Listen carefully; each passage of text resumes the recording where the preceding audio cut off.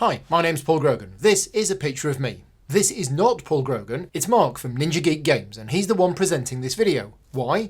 Because it's a game that I wanted to cover on the channel, but I didn't have time to cover it myself. And to be honest, I'm not great at creating overview videos like this, but Mark is. So without further ado, let's head over to Mark's house for an overview of Dante Inferno.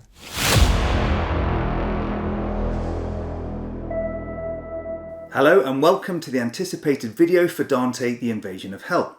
Now some of you may not recognise me, but I'm Mark from Ninja Geek Games who was kindly asked to collaborate with the esteemed Paul Grogan. I have the very letter here. It says, "Dear Mr. Ninja Geek, we are looking for a content creator to provide an overview, blah blah blah, someone with natural charisma, sharp wit, yada yada yada, but unfortunately Luke Hector was busy." Well, I'm not going to say that doesn't sting. In this video, I'll show how the game plays and the various mechanics, but first, a little bit of background. The Divine Comedy was a poem written in the 1300s about the 9 circles of hell. In this game, Dante is revisiting. Apparently the underworld is popular this time of year, but has brought with him a party of champions to do his bidding. Here we'll venture through Limbo, the first of the 9 chapters in the game, which is an area designed to hold unbaptized souls of the dead. The circle is guarded by the powerful Minos, who judges the souls of the damned, but has decided to take some me time, so all hell has broken loose. Pun intended. As a result, Minos hasn't taken too kindly to being told he's doing a bad job and wants to fight.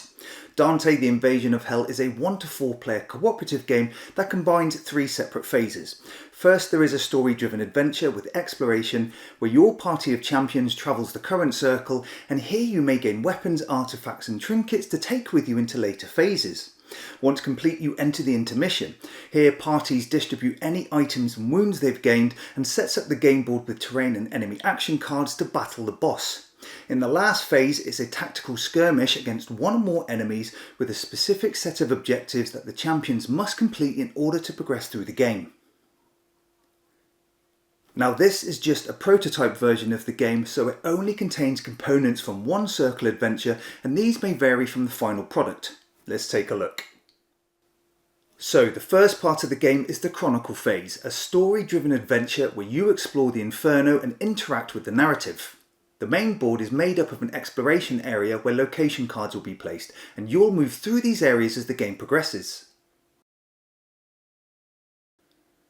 This is the Arcana deck, which represents the various challenges and characters the party will need to overcome when faced with ordeals within the narrative. The finished game will have a small deck of Diligence and Providence cards that are used to meet the requirements of these ordeals. However, these cards weren't complete in this prototype, so I've made use of a simple deck of cards instead. This side of the board is the storage area for items and wounds that can be gained during the Chronicle phase, either by taking on ordeals or visiting locations, and here is where those cards are stored until this phase is complete. At the start of each Chronicle phase, your party will be given a number of tokens, namely Aggression, Willpower and Prowess, and these are used when ordeals involving Arcana cards become troublesome, or they can be saved until the skirmish and used to give your party some awesome abilities when fighting the boss. However, the finished game will use specific illustrated attribute tokens rather than coloured cubes. We also have a Book of Chronicles. This provides instructions for the circle setup, a deep narrative for your chapter and the specific locations that you will visit, as well as indicating when you must carry out an ordeal and the rewards or punishments the party receives. During the Chronicle phase, the narrative will instruct you on which location to visit and where to place the location card on the exploration board. You'll be given a short passage of your journey that ends with you either moving to the next location, facing an ordeal, or being provided with a number of choices that again direct you to specific passages. Although during most of the Chronicle phase you're sat on rails, there are small opportunities for variation where you'll have different items to pick up on your journey. Now, you'll always complete this part of the game, but your choices and how well you succeed at ordeals will determine the overall strength of your party and the malefactor or boss. At first, your party of champions is represented by a caravan miniature, and this encompasses all champions in the game. Players will just need to select one they want to play as. When you read passages from the book, players will together reveal location cards onto the exploration board, and over time this will gradually fill the area where each location will provide more narrative. The game also makes use of path cards that sit on location cards, and if you decide to revisit the area, you can choose one of the paths that will take you to another specific passage to read, a bit like a side quest. Some passages in the Chronicle book provide you with a number of choices that take you to another location or require you to take on an ordeal, but some of these can only be selected if you've claimed a specific item or followed one of these paths to completion. Any items and artifacts gained will be collected from this area of the board and stored in the caravan pool for later use, and this can include any wounds sustained during the adventure. Some locations and text require the party to carry out an ordeal. This is a mini challenge where the players need to work together to overcome arcana cards. These are drawn from a deck and each revealed card shows an emblem number. The ordeal will indicate a difficulty rating that sets the number of arcana cards that need to be hidden or players will fail, as well as the number of diligence and providence cards that should be drawn. So, if the ordeal difficulty rating is 3, the party need to overcome 3 of the 5 revealed arcana cards. They also draw 1 of each diligence and provident card for each level of difficulty, and these cards are numbered 3 to 10. The idea is to select 1 card of each type, sum the values and try to meet or exceed the emblem number on any one of the arcana cards. If you're able to overcome or hide a number of different arcana equal to the difficulty rating, your party has succeeded at the challenge. Fail and you'll be subject to some form of negative effects such as wounds that provide huge disadvantages during confrontation phase. But there are some actions you can take to prevent failure. You can offer arcana, which means removing 1 or more of the cards in the display and placing them in your caravan pool, where you then get to draw more diligence and providence cards.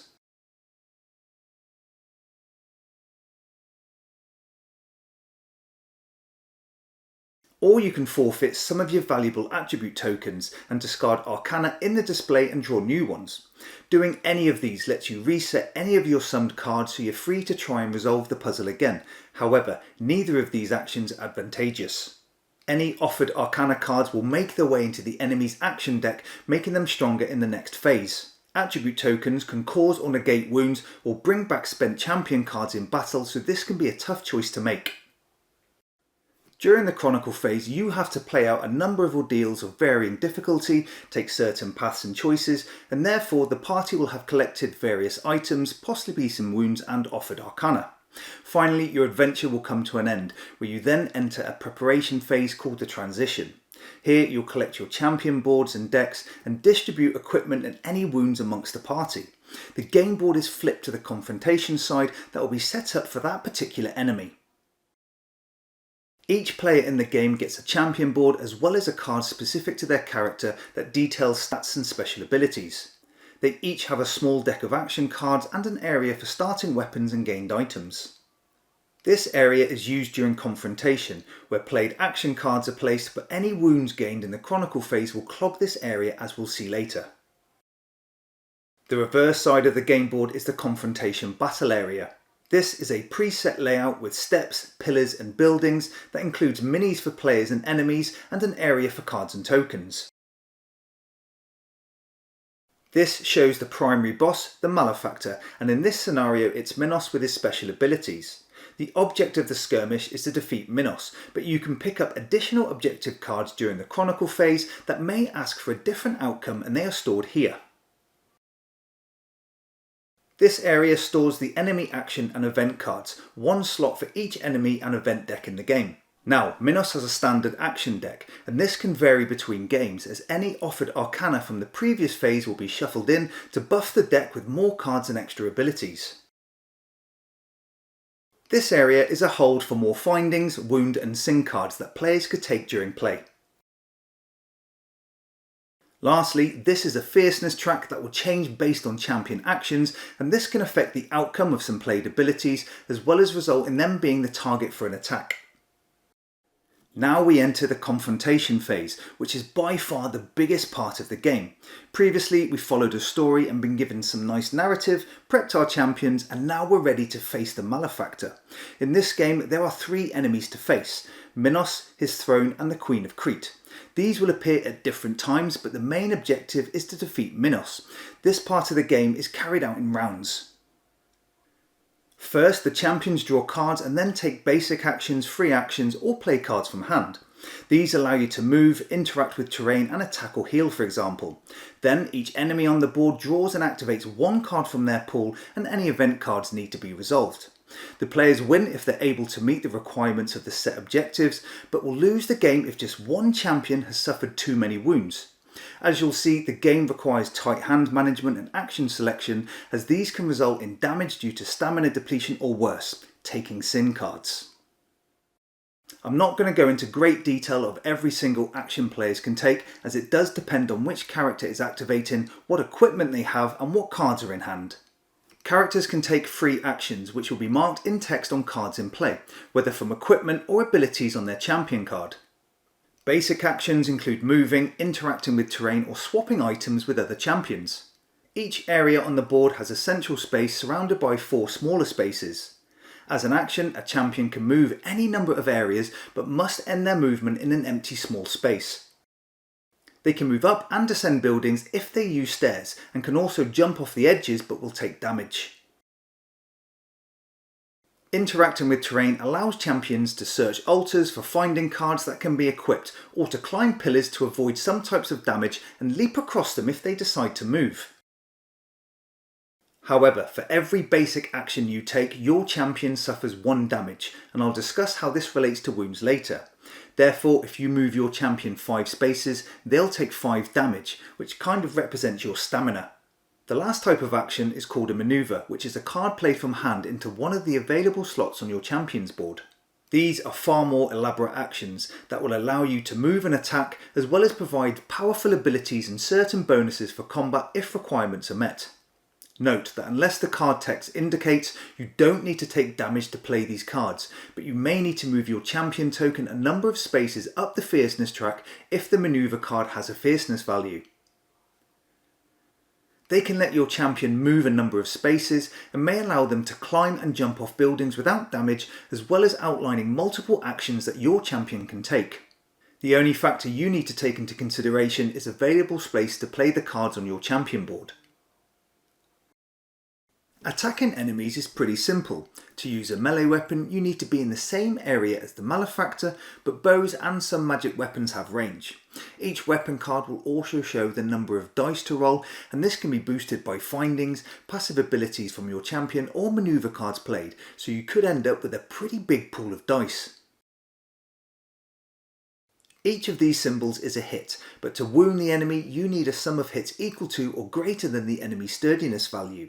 If you are able to meet this value multiple times with one roll, then you can deal extra wounds for each. For each wound you deal, you get to remove an action card from their deck, so over time this becomes progressively thin, ultimately limiting the actions that they can take. But roll too many fumbles and the malefactor gets to counterattack. Here you flip over and activate the reverse side of an enemy action card for each pair of fumble icons rolled. These can be some pretty nasty events, dealing direct damage to champions, healing the enemy, or even having a bit of a tantrum and throwing characters against walls. Action selection is a very strategic part of the game. You'll need to manage your hand effectively based on available space on your champion board, positioning for your attacks, or enemy activation, as you'll be able to see what the enemy will do on their turn. However, I've noticed that there appears to be no cover from terrain with regards to attacks. There is a little push of luck element in combat, as an increase in your pool of dice should give you more hits, but you are also potentially increasing the risk of counterattacks, and some can be brutal. What's more, player actions can be taken in any order you decide. So, the mercenary can take a basic move action. The artist could then use a free action to attack, followed by the mercenary again, who could use a manoeuvre card for a powerful combat and move action, and then carry out another basic action to interact with a piece of terrain. As long as players fully resolve an action, they can be taken in any order, and this generates some pretty nice table talk discussing when you feel it best to activate. Basic actions cost you stamina, but you do get to heal 3 of these at the start of each round. But sometimes this won't be enough, as you'll want to take more damage to get those extra move points, so you'll need to use your limited findings wisely, or ensure you thought ahead with the manoeuvre cards in hand. You'll also have to manage the use of manoeuvre cards very carefully. At the start of the game, your card slots on your champion board are blocked, and unless you take wounds, these will slowly be released. So to begin with, you're kind of limited to how many manoeuvre cards you can play in the first few rounds of the game. Also, it's a sin to sin. At the start of the round, any played manoeuvre cards are swept off your board to discard. Anytime you need to draw more and you can't, you need to rebuild your deck by shuffling and restoring. However, in the eyes of the Almighty, this shows want and ignorance, where doing so forces you to take a sin card to hand.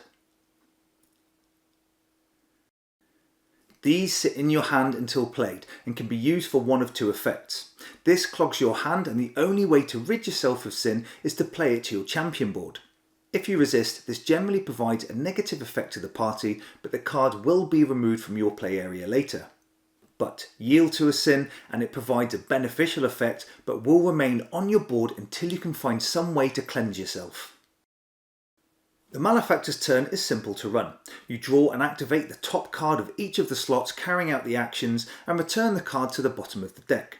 Most of the actions provide ingenious ways the enemies can move and attack, with Minos having the ability to pick up champions and pillars and run around with them using them as weapons. These can change the overall map layout, as pillars can end up blocking areas of the board, which is pretty cool. Those enemies that move always use the central space of an area and rotate their facing only when instructed, as this affects some combat abilities. The throne is also an enemy, and it's not the iron throne with pointy bits at the end. This basically heals Minos and buffs his attacks, and the third slot is reserved for the event cards that bring in the Queen of Crete. She's pretty devastating, using lightning in long arcs for multiple targets. Any damage dealt by enemies is taken directly by champions. Only when damage reaches zeros do champions take wounds. Thereafter, any hit will cause another wound by placing cards on your champion board, so you need to act fast to find ways to heal. Not only that, each wound card also has a secondary ability, such as limiting the number of actions you can take or forcing you to take more damage when carrying out basic actions. Ultimately, wounds clog up your board space and sin cards clog up your hand, and possibly your champion board. Regardless, both can result in defeat if all spaces on the champion board are blocked and they're not easy to remove. What's important to note here is that each champion feels different to play. The mercenary deals big attacks, where the artist looks for backstabbing, and the devotee is the squad healer, and there are further variability depending on the combination of items and equipment given to each champion in the transition phase. Each character's starting weapon can be changed for those discovered in the Chronicle phase, such as the Angelic Sword, and champions have the ability to take further damage to increase their pool of dice in combat. There are quite a lot of keywords used just in this scenario, to include precision, that allows you to wound an enemy bypassing its armour or sturdiness, which should be used and used often. Any attribute tokens not spent in ordeals can be carried over to the confrontation. These can now be used to deal wounds or pull back cards from your champion board, so there is a trade-off between when they are spent. Lastly, during a game, all 4 champions must be used.